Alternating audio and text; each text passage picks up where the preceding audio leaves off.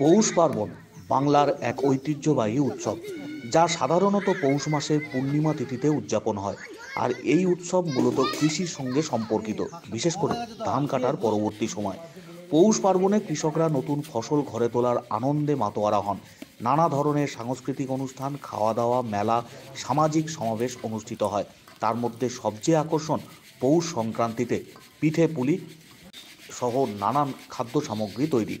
আর এই সব খাবারের মধ্যেই গ্রাম বাংলায় মানুষ মেতে ওঠেন এক সামাজিক উৎসবে। পিঠেপুলি তৈরিতে ঢেঁকির প্রচলন বাংলার এক প্রাচীন রীতি। বর্তমান যান্ত্রিকতার যুগে সেই ঢেঁকি বিপন্নতার দোরগোড়ায়। তবুও সময় সময় ঢেঁকি ধান ভানে। পূর্ব বর্ধমানের সদর ২ ব্লকের গোপালপুর এলাকায় চলছে সেই ঢেঁকিতে ধান ভানানোর কাজ।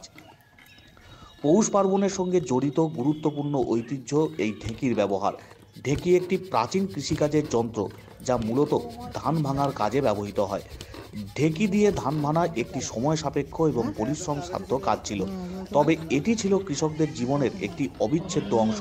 বিশেষত পৌষ সংক্রান্তির প্রাককালে গ্রাম বাংলার আনাচে কানাচে এই ঢেঁকির শব্দ শোনা যেত। বর্তমানে আধুনিকতার যুগে সেই ঢেঁকি বিপন্নতার দোরগোড়ায়, মুখ লুকিয়ে নিচ্ছে ধীরে ধীরে।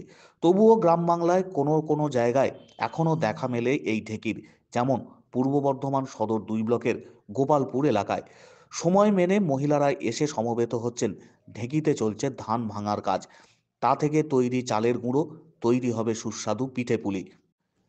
ঢেঁকি এমন একটি যন্ত্র যা কাঠ বা বাঁশের তৈরি এবং এতে একটি পাথরের পাটা থাকে, যার উপরে ধান ফেলা হয়। ঢেঁকি দিয়ে ধান ভাঙানোর প্রক্রিয়া খুবই প্রাচীন।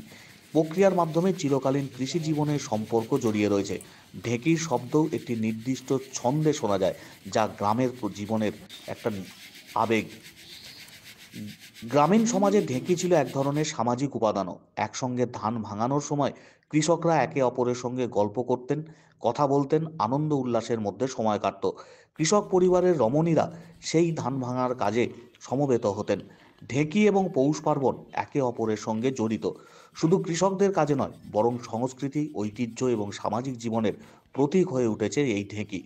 পৌষ পার্বণ এবং ঢেঁকি বাংলার গ্রামীণ জীবন এবং কৃষির ঐতিহ্য ও সংস্কৃতির এক অবিচ্ছেদ্য অংশ।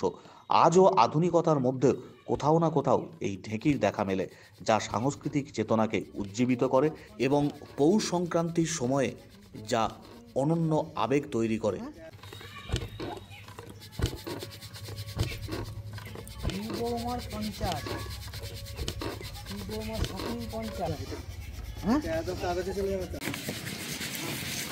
যদি আমার ভাগ্নি